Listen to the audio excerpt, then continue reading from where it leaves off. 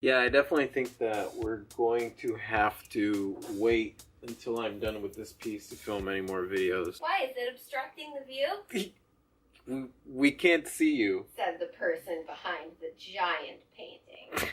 Rafi's tips for artists because he loves you. Hola, you amazing artists, and welcome back to the studio. Studio is now taken over by a 14-foot by 6-foot piece. Hence, we haven't been recording any videos because this is a little bit awkward, especially for Klee in the background. This is fine if I want to be like blah, blah, blah, blah, blah, blah. But honestly, we're a team, and I like having her in the background, blurry and all. I'm still here. Yeah, but it's creepy. It's like creepy. It's like, where do you keep Klee? I keep Klee in the back, but nobody could see her. Be quiet, Klee, and stay behind the painting. There she is. Look, you can see. Okay, I'm here. I think they see you. Okay. Because we missed you guys, and this project is taking slightly longer than I had anticipated, we decided to post a video. So we're going to do a quick video answering one of your questions. We're having a make it work moment. A make it work moment. I like that. Yes, we're making it work. So Nat Van asks, how do you classify your art? As in saying, what style do you do? I have zero formal art education or training, but whenever I talk to people, they ask, what style do I do? And I don't know what to tell them. Well, you're not alone, because a lot of times people ask me what style I do, and the fact is that my work is so diverse that I have no idea what to tell them. I prefer to tell them that my genre is awesome.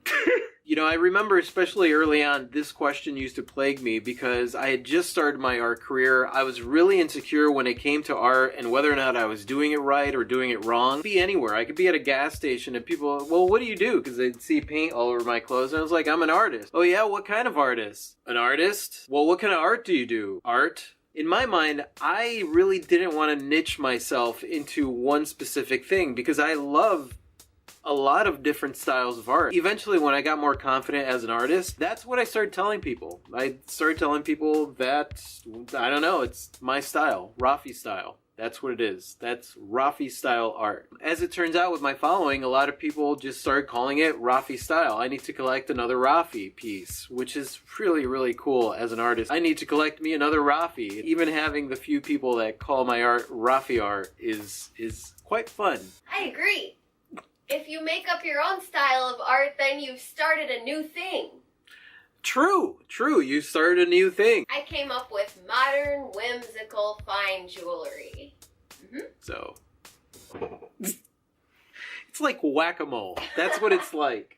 No, it's more like the Muppet Theater. Like the Muppet Theater. So when people ask you, like, what kind of art do you do? Or like, you know, well, what kind of artist are you? And stuff like that. I remember back in the day when I was insecure, like, I almost, like, took it personally. What do you mean? You know, I do art and I'm an artist. But you gotta understand why it is that people are asking that question. And it's because people are used to things being niched and falling into categories. So when you're the kind of artist that just kind of does create whatever it is that they want to create, there may not be a niche for you to fall into. That's one of the reasons that originally I just put myself down as a contemporary artist, because contemporary just means like now, like it's art that's being created right now. So that's what I am, is a contemporary artist. And it sounds all fancy and stuff, but really it's not. It just means now. So if you're having a difficult time niching yourself or categorizing yourself, just call yourself a contemporary artist. And once you start getting more confident about your specific style in art, and people ask you, well, what kind of style do you do? If there's nothing that falls into that similar style, or you're very diverse in your creations, then just say, you know, it's my style. It's a style that I do. You don't have to be categorized or be niched in order to be an artist. You're just somebody who creates art. That's what makes you an artist. You create lots of art, and that's what makes you a prolific artist, you know, and you create art now, and that's what makes you a contemporary artist. I don't want to niche myself. I don't want to create my own prison where if I start creating something else or something new, people don't get it. A lot of artists will say that that works against you, and it really does in a certain sense, because people are so used to being categorized or like categorizing other people. A lot of galleries don't want loose cannons like me. They want somebody who creates something that is predictable, that they know that that's what that person creates and that they create a lot of it. And if that artist starts changing it up or whatever, they become unpredictable and they're not going to be sure if they could sell that work. Somebody like me is not desirable to the art market galleries because I'm a loose cannon. Dangerous.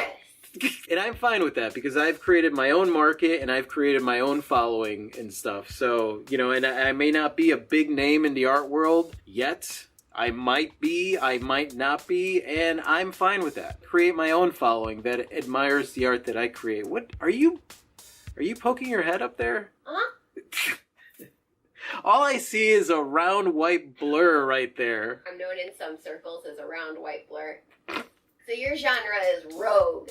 Rogue. Oh, yeah, Rogue there we go. So when people are like, what kind of art do you do? I'm rogue. Rogue art. And then you could be like, you want to see some of it? That's a great idea. Just have pictures available, whether or not you have them on your phone or have them have pictures available. That's so much better than like somebody being like, hey, what kind of art do you do? Oh, well, I do like impressionistic style. And then the conversation's done. You could be like, well, I do my style. You want to check some of it out? I always do have a hard time showing my art on my phone because I feel like somebody who's like showing like their grandkids' baby pictures. Yeah, you know? with their dog. It's like, look at this one. This one's really cool, and I really love this. I mean, if you could have like a much more professional medium than your phone, then do that. But if not, it's awesome to have a phone where you could actually store a folder with pictures so you could show anybody that asks you.